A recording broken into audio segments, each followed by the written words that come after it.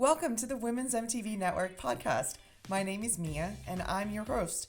This is the show where we celebrate the women of mountain biking, riders, racers, mechanics, industry leaders, and community builders.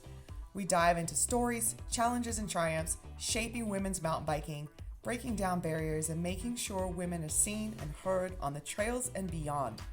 Whether you're a seasoned shredder or just getting started, this is your space to connect, learn, and get stoked on all things mountain bike. We're stoked to have you. Enjoy the show. This episode contains trigger warnings, including discussions of mental health, depression, PTSD, and suicide. If you or someone you know is struggling, please reach out to a mental health professional or a trusted resource for support. Hello and welcome back to the Women's MTV Network podcast. Today we're diving into an incredibly important topic, mental health and mountain biking, with someone who's leading the way using trail as therapy.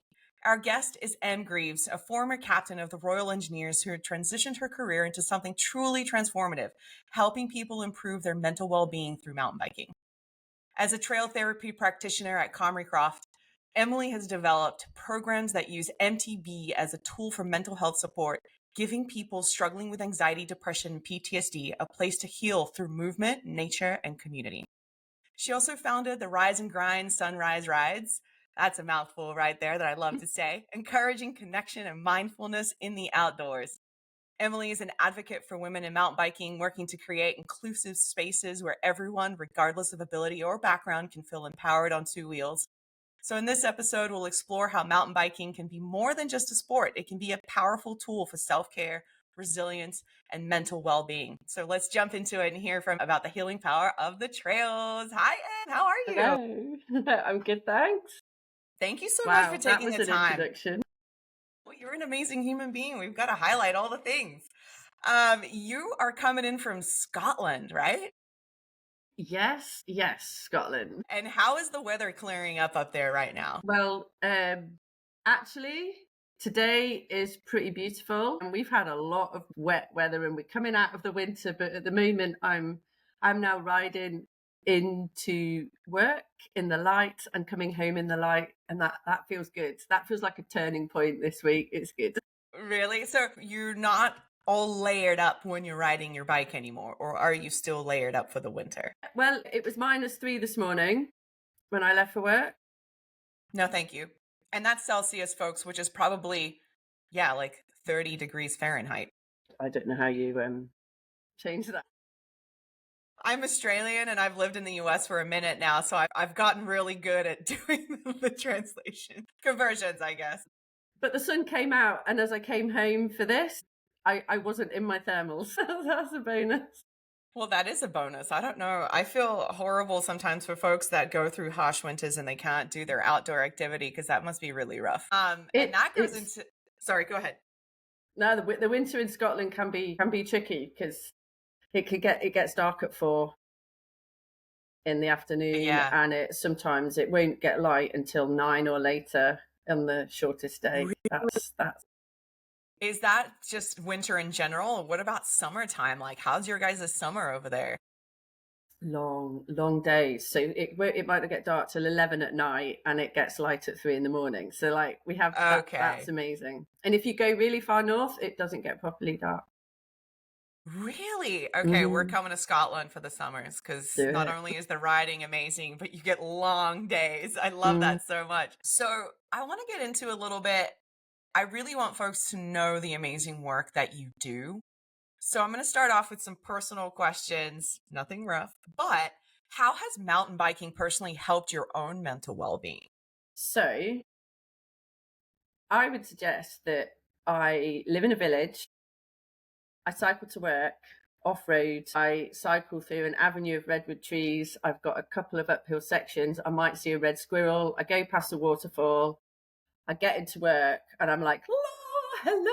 And that is my medicine. I work in the outdoors. I'm connected to nature. And I was talking to someone earlier today who was writing an essay stuck in the city. And I just think, if I was in the city, not working the way I work, then I would be struggling.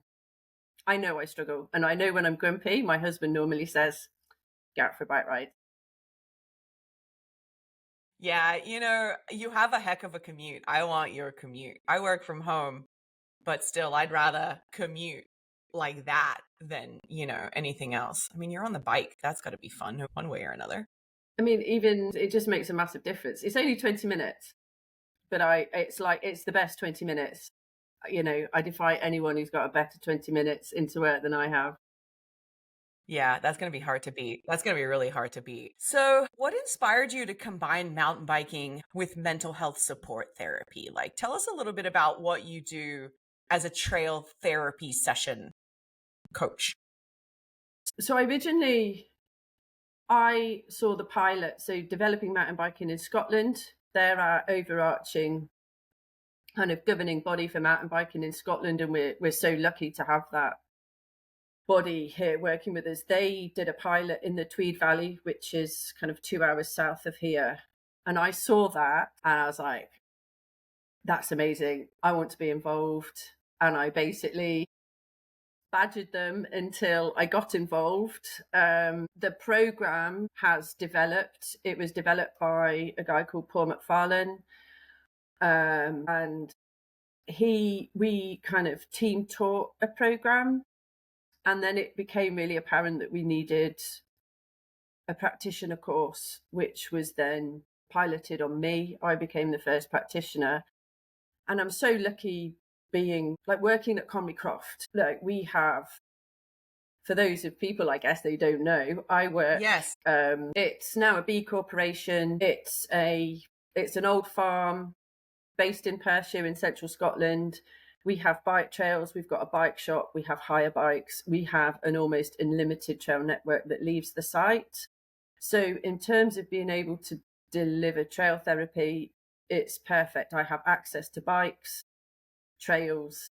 I'm already a coach. I'm now a practitioner. So we've got everything else. We've got everything on site, and people that they access it for free, which is really, really important. And wow. Because Comrie Croft is a B Corp, this is our giving back. We do still fundraise for it to allow us to run it, but any shortfall is made up by Comrie Croft. So I guess that's like the little bit of the background, and it really allows us to continue to deliver it, because lots of other people who are now practitioners are struggling for funding, because you need to have bikes, you need trails, you need trained people, and it costs a lot of money. And through all the courses that I've now delivered, 100% of the people that came on the courses wouldn't have been able to if they hadn't been able to do it for free, and if we hadn't been able to provide them a bike. Wow. That's insane. Mm-hmm. And so how long have you all been operating for doing this trail therapy sessions? About 2 years now. That's amazing. So what made you want to go that route? Were you having your own mental health struggles, or were you just, is that your background, that's what you wanted to do, is like, hey, this is amazing, we need to combine it with mountain biking? I haven't had my own, so I'd already seen it, and I know how much it helps me, and I guess everybody listening knows what bike riding does for them. Yeah. I have a very close friend who has struggled with PTSD for the last 8 years now. There was a time when I maybe didn't understand mental health, and I hadn't been close to anybody that had struggled with their mental health. Mm-hmm. But having seen my friend struggle with their PTSD and and starting to recover but will never recover, I then had a friend, Gareth, who killed himself. Oh, I am so sorry. And I promised myself I would cry. I'm so sorry. He touched the hearts of lots of people, and I guess my promise to his memory is to help other people. And when I was running one course, it's interesting, because when we start with trail therapy, there's no requirement for anybody to necessarily talk about their problems. It's about the sessions are fun, and we're giving people the power.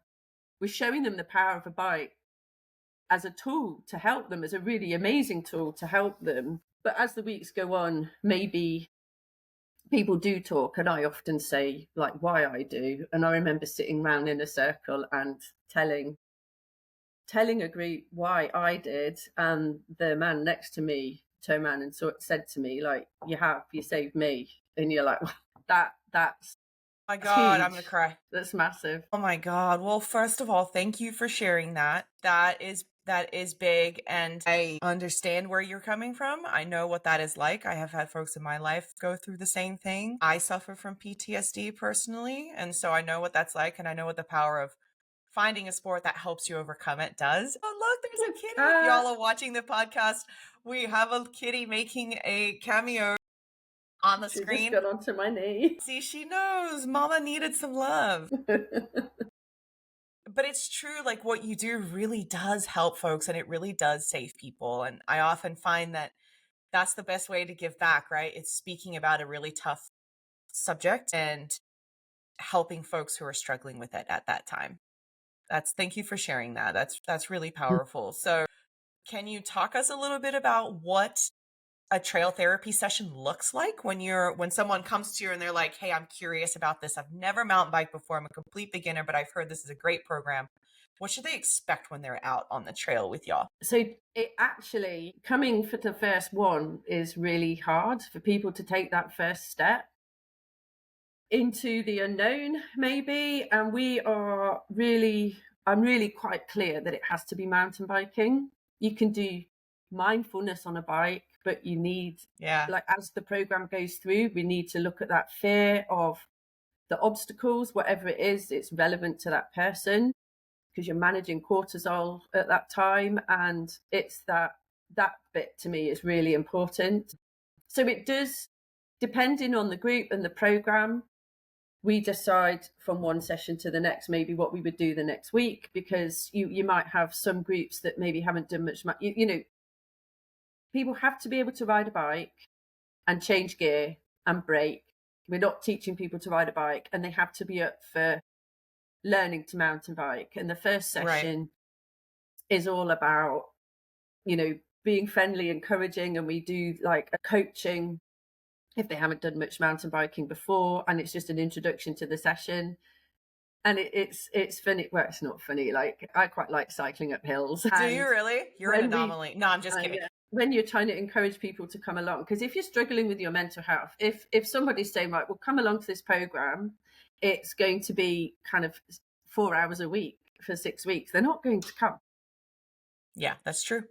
And the first session is 2 hours, but probably by week 4, we might be out for 4 hours in total, having done, gone on a loop here. Like, we won't be cycling for 4 hours, but, you've got to have time to chat and enjoy nature and all the rest of it. But actually, you can't tell them that when they first arrive, because there is no way in the world anybody would come. But we talk. I emphasize the fun of mountain biking. And actually, the last program that we ran, there was someone on it who was struggling to get the body position and how it was. Mm-hmm. We went out on a ride, and it was week 4, and we went out from the Comrie Croft. We didn't stay on our trails. And there's this really fun grassy descent. It's not massively technical, but it's quite steep. And it is just so much fun. And honestly, all of them, they got to the bottom, and she turned to me, she was like, I get it, that buzz. I get it. This is amazing. And you're like, well, that's what you want people to feel. That is, because we all feel it. And it's not just about overcoming the tricky obstacles. It's about the feeling of that buzz at the bottom that you get, that is just all in that moment when you're going downhill. That's all you're thinking about. You're not, and then you've got the exhilaration at the bottom, and she's like, I get it. And I was like, yes. That's amazing. I love that feeling. Isn't that great? And for you as a coach, like helping folks with this, that just must bring you so much joy too, to see that.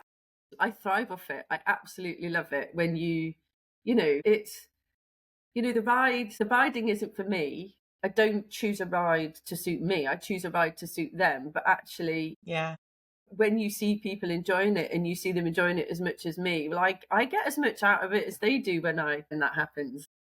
Yeah. Yeah. That's incredible. So if you have someone that you know is struggling with mental health and they're a little hesitant to get on the bike, what advice would you give them? Like, what would you say to them? I would get them to, well, I would be as encouraging as I possibly could. And I would try and think about all the fears that they might have. And maybe we would just say, like, the first time, just come along, sit on it. We're not going to go up any hills. We'll make sure that, if it's chucking it down with rain, we won't go out. It will be, because here in Scotland, the weather is a challenge. Yeah, I And if bet. you haven't got the right kit, I don't want people who come on trail therapy to go and buy lots of expensive clothing. But if you're doing it in the winter or the autumn, or even in the summer, it could be you could get cold and wet. And if you haven't got, so it's kind of controlling what you can around it and just being as encouraging as possible and smiling and saying, look, come on, you'll love it, you'll enjoy it, and trying to, when people first get in touch with me, there's a lot of saying, oh, well done for getting in touch. That's Yeah. the first step. That's brilliant. Can't wait to ride with you. Looking for, Yeah. and it's all about being welcoming and not making it scary. And I try my clothing. I don't wear my real mountain bikery look clothing. I try and be, you just Welcoming. You try to be welcoming welcoming. and Yeah. showing the community fun, friendly side of it all, which is what it is, but it can be intimidating. And that's one of the things I love about what you're doing too, is that you're breaking that stigma that we try to break, which is that mountain biking is just about just send it, just do the jumps and do this. And that's a fraction of mountain biking. And that's what we really want to convey to folks is that people that are amazing at the sport, they're amazing in various different aspects of the sport, not just these fantastic jumps, but also, like you were saying, you enjoy the climbs. That to me is the toughest part of mountain biking, is like get through some of these climbs. And so I think that's a great thing that you're doing, is breaking that stigma of you don't need to be an expert to enjoy mountain biking and to get that therapy aspect of being on the bike, right? So with that said, have you faced any skepticism about mountain biking as therapy? And if so, how do you address that? None. That's so good to hear. And it is absolutely incredible. I know that everybody that sees it or has been on used to do taster sessions or has seen some of the films, lots of people want to get involved. So it's almost like we're overwhelmed with people that they see, they know, they can see the benefit, they get it. So actually, like, no skepticism at all. Oh, that's At so all. good. That makes me so happy. Oh, Em, this is so amazing. So then can you share with us a memorable success story from Trail Therapy program that you have over there at Comrie Croft? What's something that comes to mind for you? So one of the first programs that we ran, and I know he won't mind me mentioning his name, John was on it, and he's actually a mental health nurse. Nice. He was struggling. He'd spent time in hospital. By week 4, he'd bought a bike. That's an amazing step. Yeah. And by the end of the program, he wanted to volunteer to help others. And he has since trained to become a volunteer to help trail therapy.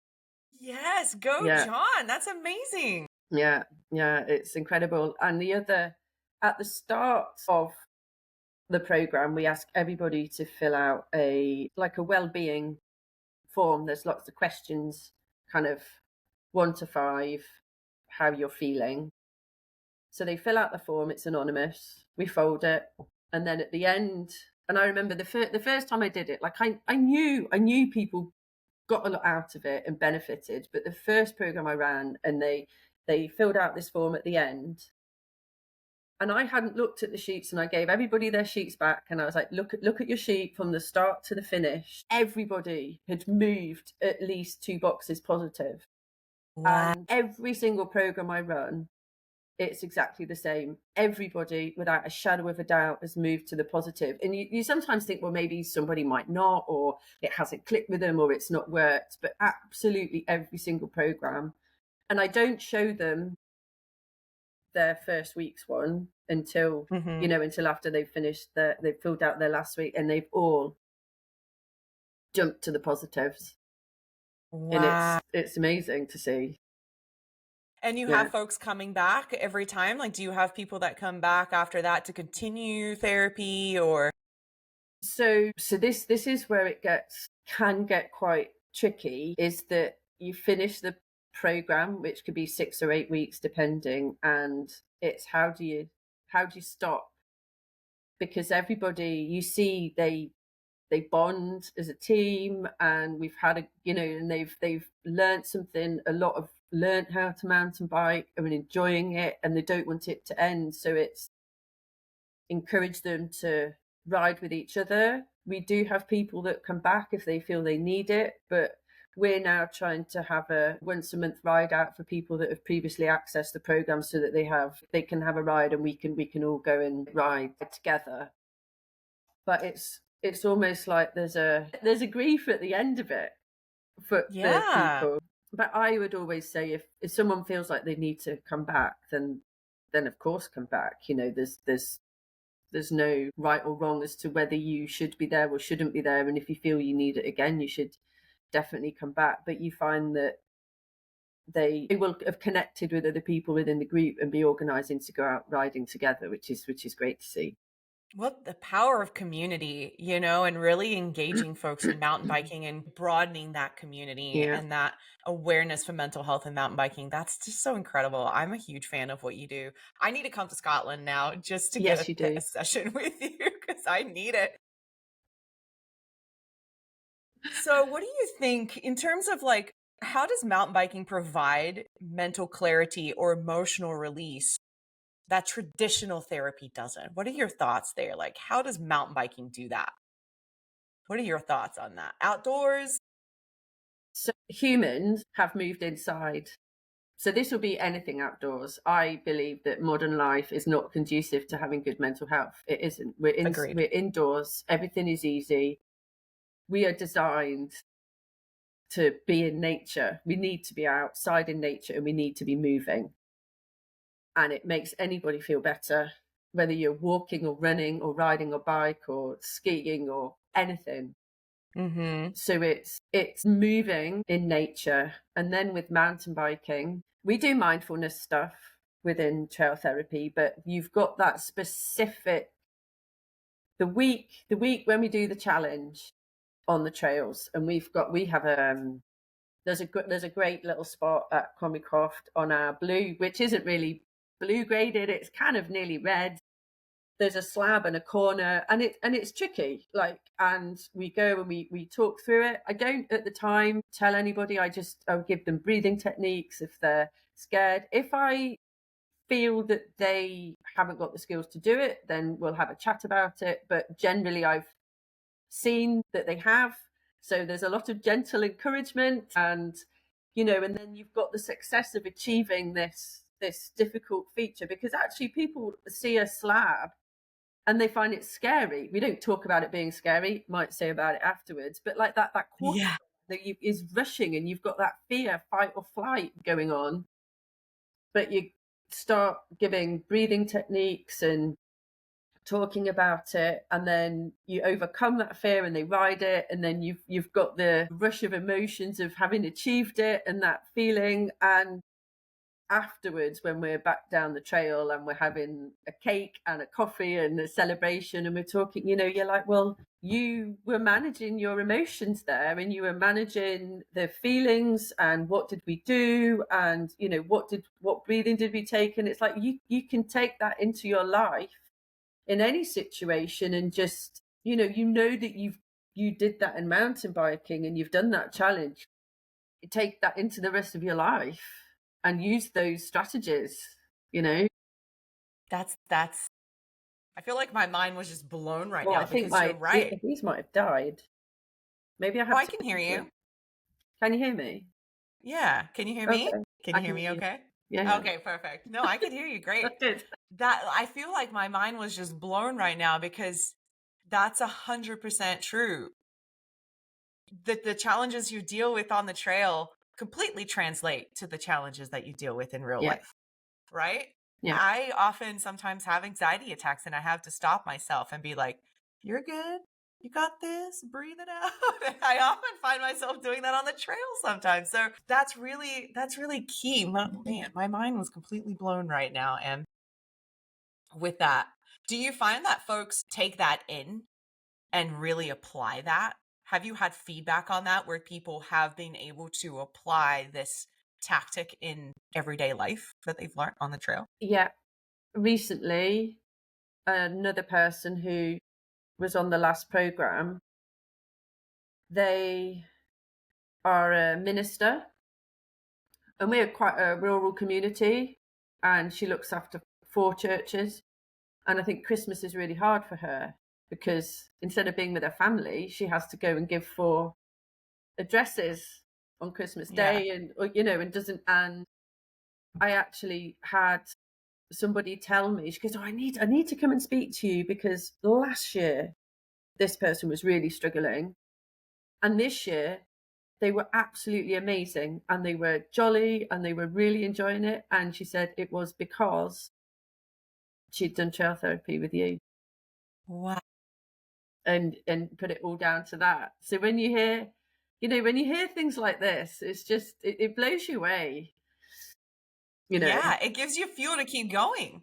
And they're Like, like, Pete, that it's working, it works, and they're using they like she's using these strategies to help her get through like tough times. yeah. How do you envision the future of trail therapy in supporting mental health? If I had my way, I would love. It's been quite difficult to get the local surgeries or other to refer people. Mm-hmm. That's quite a difficult process. So the way generally it has been happening is that I put it out on social media and people have self-referred to me.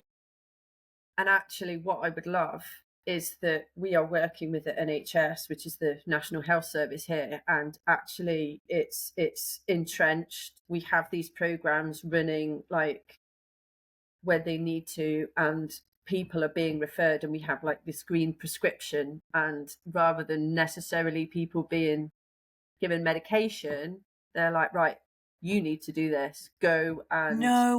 on mountain bike trail therapy. And it would be this should be happening, but it hasn't. And I feel like there is a green prescription and we have social prescribers here, but it's a work in progress and it isn't happening yet. But actually, I feel like it could save the health service a lot of money, and it could improve lots of people's lives. There are a lot of barriers. It's not. Yeah.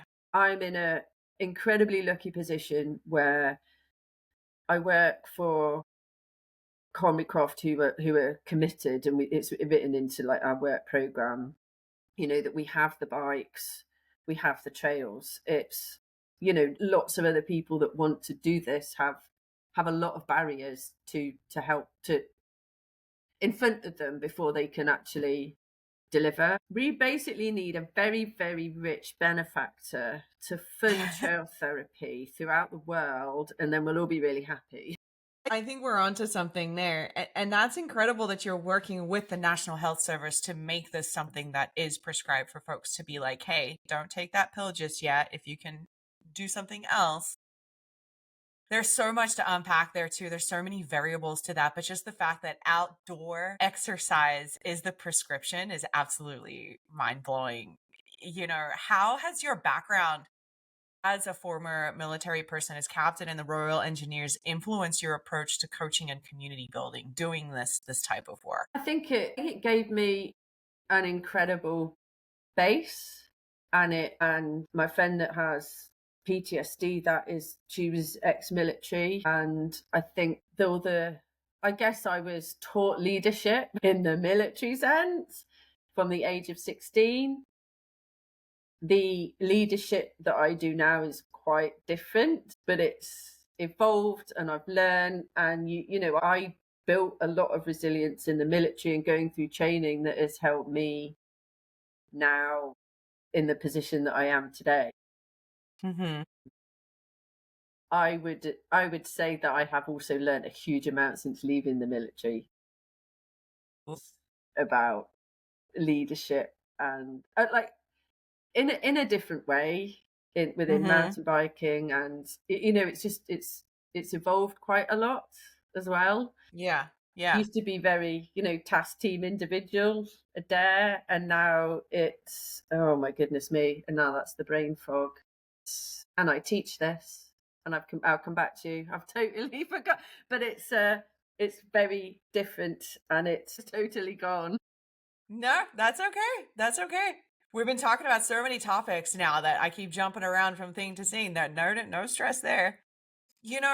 Let's shift a little bit to rise and grind sunrise rides, which is something that you founded and you started. So tell us a little bit about what that is and what impact they have had on riders. So I got the idea from another rider called Claire Sharp, who rides in Bristol, and she did a ride and grind ride, and I thought it would work. I just thought, that's going to work here. It's going to work here. And there is a hill. It feels like it's almost like this sacred hill now locally. It's called Standing Stone Hill. There is an old standing stone on it that's been dated back to 1200 BC. Wow. It has this beautiful old standing stone on it. It's kind of a mid-height hill. So we have got Monroe's Close. This, for some reason, it seems to often be clear of mist. And I just thought, right, well, it took me quite a lot of work, but I thought this would work. We'll meet on the top of here at 7:30 on a Thursday. And then those people that work locally would have time to get to work, and other people that work from home would have time to get back home. So it's now, we don't, and actually the first few times that we met, like, there's always been somebody there, or sometimes you are on your own, but it is now evolved into the point where nobody posts on social media. It's, everybody knows it's, you meet at 7:30 on top of this hill, but there's always somebody there.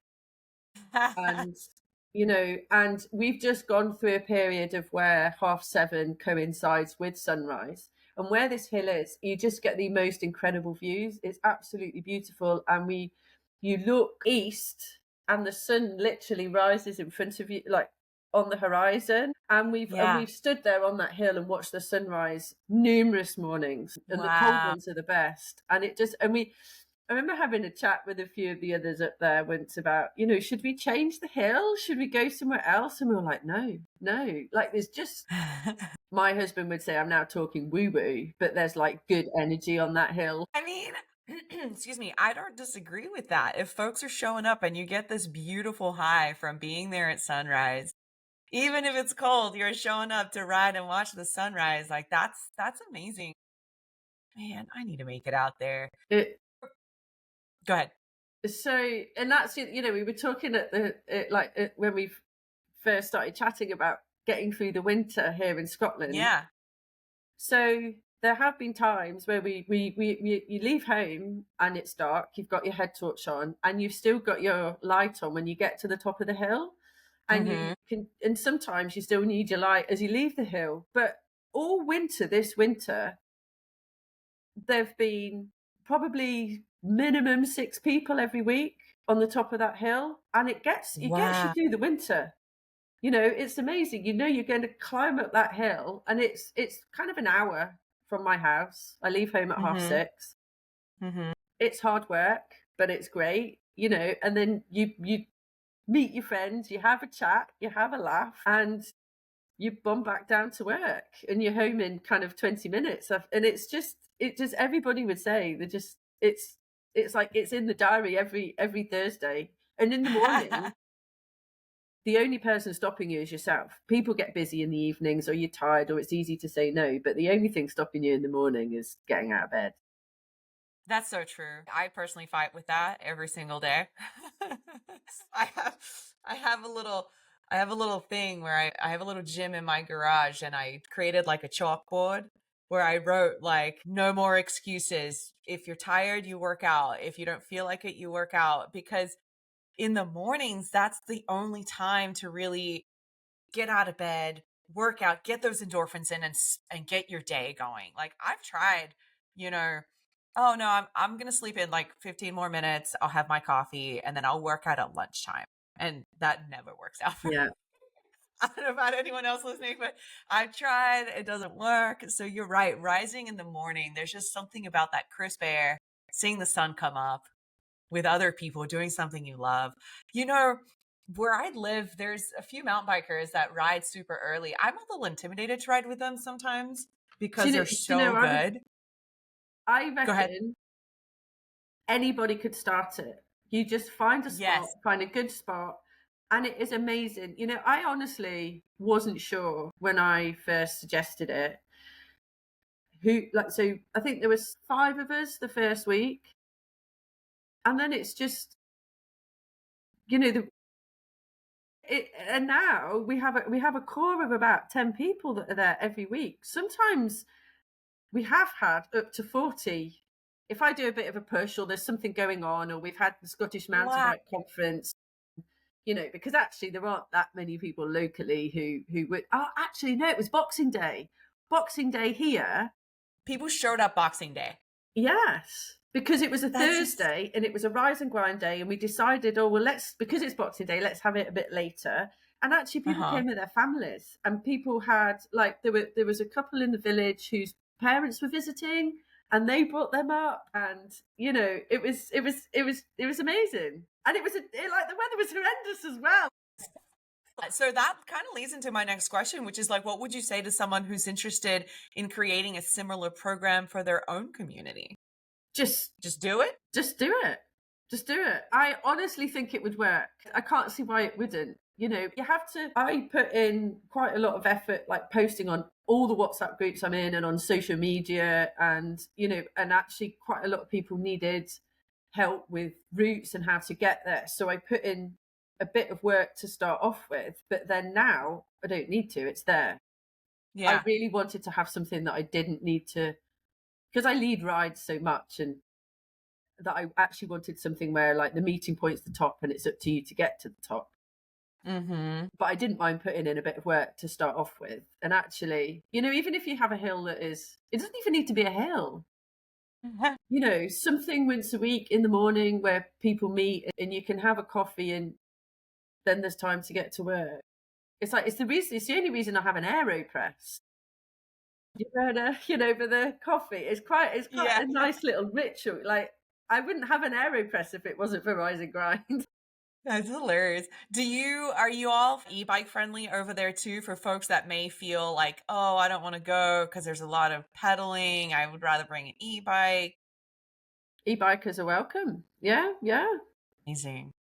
Yeah, because there's some folks that find that as a barrier, you know, where they don't think they could keep up, or they don't think they could feel adequate riding with other people. And so some people want to get on an e-bike for that. And so I'm glad to hear that. And when I say some people, I mean myself as well. But for me, I have somewhat of a disability. The idea of meeting at the top means that people leave. We have, like, there's my village of Comrie, there's Comrie Croft where I work, and then there is Greaves, which is a bigger town. So you can access this hill from these places. And actually, the people that come up, they can come up on their own on an e-bike. It's, you know, the meeting point's the top. So we don't all ride up together. And the lovely thing in the winter is, if I'm coming from one direction, you see lights, and you might see a light on the top of the hill of someone who's got there really early, and you're trying to guess who it is. And, you know, it's lovely seeing all these lights converging on the hill. So in that way, it's I feel like it's really inclusive, because you 100% ride on your own. And if you want to take a buddy and ride with them, then do that. But actually, you know, you give yourself an hour, give yourself half an hour, or, or as long time, as much as you need to get there. I think some things that I don't know if folks know about you is that you also do a lot of bike packing and long endurance rides. You've done your research. Am I right in saying that? You do some great work, and I believe you won you're a champion of solo bike. Like, I want people to know this about you because you're a tough person, and mental health ties into this, right? Like, you need resilience and mental stamina to do some of these things. Can you share with us a little bit of what you've accomplished, like in 2024, and goals for 25? So I suppose first off is, like, I generally don't win things. Okay. And I suppose, like, so I took part in the Highland. Well, I raced the Highland Trail 550 last year, which is a Scottish ultra bike packing, self-supported race that is off-road. insane. It was actually 560 miles last year with around 1,600 meters of climbing. I've Yeah. known about this event for years, and I have always wanted to do it. But I have a family, I've got kids, and to do something like that is, I'd have to take a week out of holidays that I'd be spending with my family, and also the training. And I've trained for things before, and it takes a lot of commitment. But anyway, the entry date was on my birthday, and my husband said, "You need to enter." And I was like, "You don't need to say that more than once." That's amazing. So I did. I was on the start line last year, and I literally had the most incredible time. I did it in 5 days, 21 hours. Wow. It exceeded all my expectations. I didn't come first. But That's okay. You finished it. What an accomplishment. and I did as well as I could. Yeah, it was the hardest thing I've probably ever done. There's some very emotional videos I sent to my family at one point. Oh, I loved it. I was living it. I had a brilliant time. Because you see Scotland, you see parts of Scotland that you just wouldn't see if you didn't do this race. I went, and I suppose and none of these things would make sense to you, but you go as far north as Sutherland, and you're in the middle of the most incredible, majestic landscape with these Munros in front of you that I got there on my third day, and never in my wildest dreams would I have thought I'd have cycled from kind of near my house, which is where the start was, to there off road. And my first 3 days, I rode over 100 miles each day. And it's wow. like, I didn't know that I could do that. I didn't know I could do that. That's incredible. Do you find that what you teach in terms of mental health on the trail helped you get there? Like, gave you the tools to really help you overcome and feel like, yeah, I could do this? Massively. I suppose,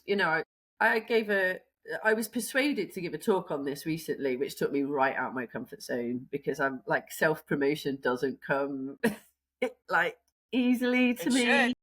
But two people who'd actually done trail therapy, they were like, "Oh, you should give a talk. People want to hear." So I thought, well, I would, and I raised money for trail therapy, and actually thinking about the Highland Trail and why I did it, it got me thinking about, it's like, how did I know that thought I was ready to enter something like that? And I suppose it's kind of, I left the army and it left a void because of the excitement and the challenge of being in that environment. And I filled that void with physical challenges, which I've done a lot of my adult life, I suppose.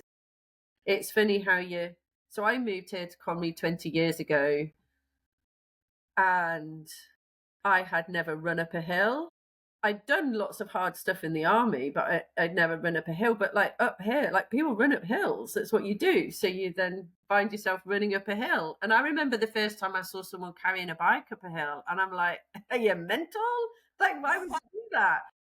I teach people to do that now. I teach them how to do it. It's kind of, it evolves and creeps up on you what you think you can do. And I suppose I've Yeah. been building that mental toolbox that I fall back on since I was 16, this resilience. And one of the biggest arguments I had with my husband before I did the Highland Trail was like sleep. Like, he knows me really well. And I was like, how am I going to do this? But how am I going to manage my sleep? What's my strategy? And he's like, oh yeah, like, ride all the way through the first night, sleep 3 hours the second night, and ride to the end. I'm like, yeah, that's helpful. Yeah, you can ride all that mileage in 3 hours of sleep for sure.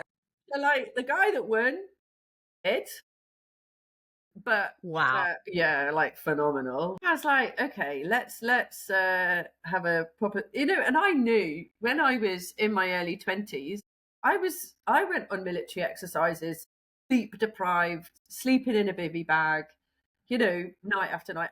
I did it, but I did it then. Can I do it when I'm 46? I don't know. But I decided, a wise person had said to me, she's like, well, exceptional circumstances. So I was like, yeah, okay, exceptional circumstances. Let's go for 4 hours a night. It's Yeah. exceptional circumstances. So I just did. When I Wow. stopped, I'd set my alarm for 4 hours later, and that's how I did it. And then the last day, I rode all the way through the night to the end. I rode 24 hours in one go. On the last day. I don't know. You did 24 hours. You rode for 24 hours? Did I hear that right? Holy I have to cow. say, each day, like, the whole of the first 3 days were incredible and very rideable. And when you start the Highland Trail, if you've done your research, like, the out is rideable and reasonable and not easy, but it's once you start coming back, there's more ascent, more hike a bike, and it gets a lot tougher. So, like, as I started to come back, it got harder. You're pushing your bike more. You've got the degradation of being out. Yeah. And I started to struggle to eat. And I'd got to, on the way back, I got to a place called Fort Augustus, and I just had a massive, like, chippy. I'd had chocolate milk. I'd eaten everything that I could and leave Fort Augustus. And an hour later, you've got to eat again. And I just couldn't. I felt sick. And by the time I then got to the next resupply point, which is Fort William, I was a broken woman. I was in floods of tears to Andy. I couldn't eat. I was, it was just, and in the end, came up with a plan that I would put Coca-Cola in my Camelback and I would eat Haribo. Like, it's disgusting, but for 24 hours, that's what I did. And there's a video of me in basically, like, crying my eyes out, going on how hard it is and how difficult. And then 4 hours later, I'm in a place called Kinloch Leven going, hello. Of sugar on the mind. Yeah.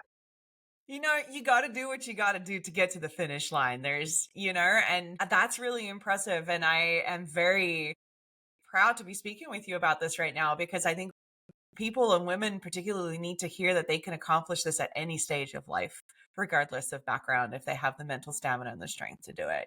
Like, that's absolutely incredible. And I want to touch on something that I think, correct me if I'm wrong here, but you became the first ever person to qualify as a mountain bike therapy trail practitioner. Am I accurate in saying that?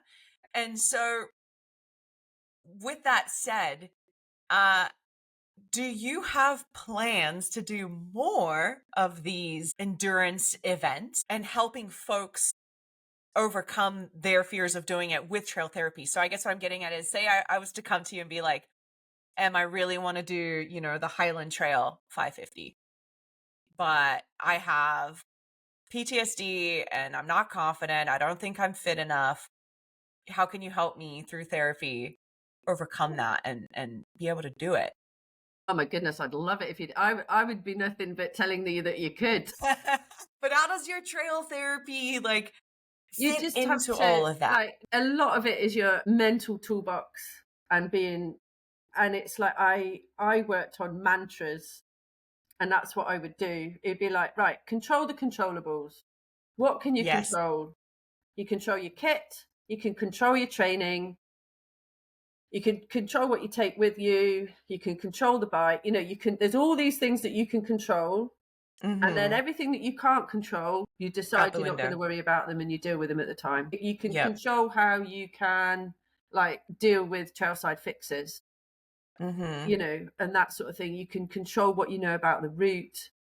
But things like you can't control the weather, take waterproofs. You can't control your body. And I'm perimenopausal. I have struggled with a lot of joint pain and all sorts that goes along with that. And I just decided I'm not going to be perimenopausal while I do this event. Good for you. There's Did that nothing work? you can Did do it about help? it when it happens. It's true. You just have to, and actually it's like, if you wanted to, it'd be like, well, let's go out and let's do some bike packing and let's see how it is and let's just do one night and learn these things and then encourage people to go out on your own, because actually you're on your own when you do it. And it's like, Yeah. well, go out on your own for one night, but don't go far.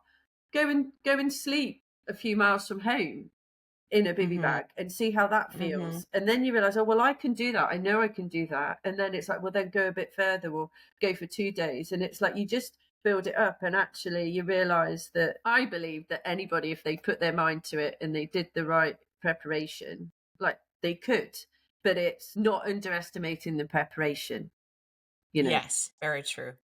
That's key, especially in something like this where you're encountering elements that you may not be prepared for, or the weather can shift and like you said, that are out of your control, and you just have to be able to adapt. And adaptability is a huge part of that as well.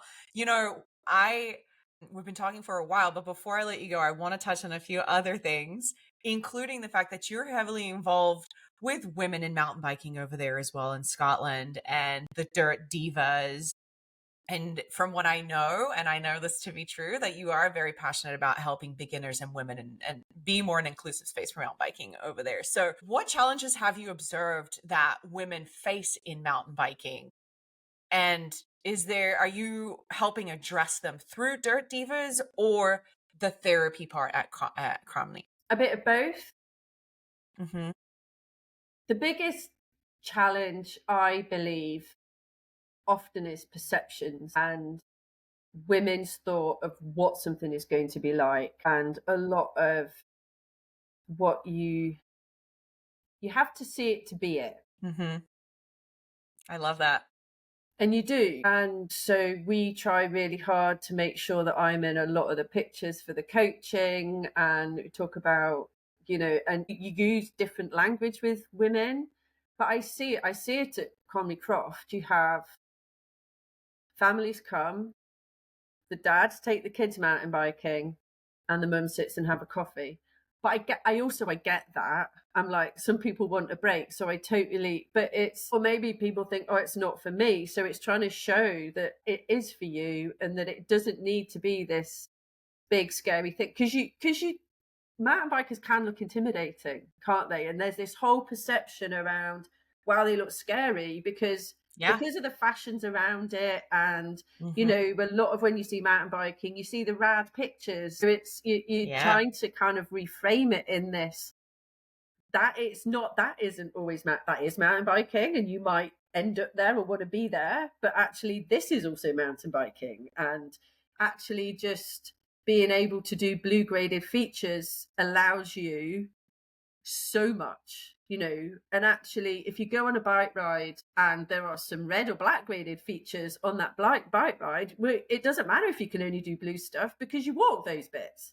And we always say, actually, and it is hilly around here, it's okay to take your bike for a walk up a hill here, that's fine, no problem, and that's how you're trying to think of what are the problems. And it's like, well, it's the perception. So you try and make yourself look as friendly as possible and as welcoming, and try and make this space that is non-judgmental. And okay, so hills are scary, well, we can't do anything, we can't get rid of the hills, but it's like, well, there's no race to the top, but we can walk and we take lots of stops. The weather, generally don't coach in the winter. We coach when the weather's better, when it's sunnier, and I do a lot of women's only coaching, Mm-hmm. which is always really popular. And when we put on a lot of adult coaching, you find that just men book onto it, and some women do. I do feel, and I absolutely believe, to get people into the sport, that you do need these women only spaces. But I also believe there has to be integration afterwards, because I ride with a lot of men and they're not awful. Like, some men would love these women only spaces because of Mm-hmm. the environment that you create. Yeah. Is this lovely, non-judgmental, friendly place where you can thrive. And actually, it's not just women that would benefit from that, but I also want Yeah. to show women that, alphas of both, all the genders, can make a place difficult, if I mean, that's what I true. mean. Yes, I do. And this kind of ties back to what we were saying at the beginning. Women often don't find themselves represented in mountain biking. They think that it's this extreme sport, and they often sway away from it without realizing, no, there's cross country, which is incredibly difficult and challenging to do as well. But if you like the endurance side of things, that's a thing you could do. Technical mountain biking through boulders and rocks and all kinds of incredible, fearful, yet good things because that's what I like to do, is tech riding, Yeah. So, and you're right with the integration only, because there's a lot of folks that I ride with, a lot of guys too. And oftentimes they want to be involved, or they want to be a part of the women only events. And so we started doing both. We focus on women only, but every now and then we have something where men can come on the rides as well. So Sedona Mountain Bike Festival is coming up in a couple of weeks. And last year we did our first co-ed ride where male allies could come as well and ride with the ladies. And we had over 50 people show up on that ride. That's It was amazing. absolutely insane. This year we're doing it again with Dirt Therapy. They're a nonprofit based out of Arkansas here in California, in the United States, that are veteran based organization that helps, similar to you, except not. It's very similar, but the goal is to get veterans on bikes and talk about that stigma of PTSD and getting over all of that trauma. Not getting over, that's the wrong, you know what I'm saying? It's like Yeah. helping each other Yeah. overcome trauma is what I was trying to say there. But I think it's incredible. You're running out of time. You're a busy, busy woman, and I want to talk to you for another hour, but I don't think we're going to have time. So let's just close out the episode with a couple rapid fire questions that I was telling you about earlier. Okay, you ready? So don't think about it. Just say the first one that comes to mind. Okay. Okay. All right, here we go. Cliffs or flats? Cliff. Chamois or no chamois? No chamois. Mountain or desert? Never desert. Salty or sweet snack on the trail? Salty. Okay. Favorite place to ride? And if you had to choose one trail to ride forever, which trail would it be? Yeah, that's a tough one. Trail up Standing Stone Hill. Ooh, the one you were telling us about where you get all the way to the top for rides. Oh, that's amazing. I love that so much. And you are the greatest. Thank you for doing this. Thank you for taking the time. Where can folks find you? Keep in mind, I'm going to put all this information in the show notes, but where are you most active if people want to reach out to you and ask questions and be involved? How can they find you? I guess I am best at responding to emails. Okay. If I message on social media, I'm really not great, but I try and I update my Instagram, I guess, is the most, which is Emily's Wild Adventures, and then emailing me at Comrie Croft, which is Emily@comriecroft.com. If you want to know. And again, I'm going to put, thank you. And I'm going to put all this information in the show notes for folks who want to get in touch with them. Thank you again. Have a great weekend. It is Friday afternoon over there. Hopefully you're going to ride this weekend. Yeah, and the sun is shining tomorrow. So yeah, I'm out on my bike.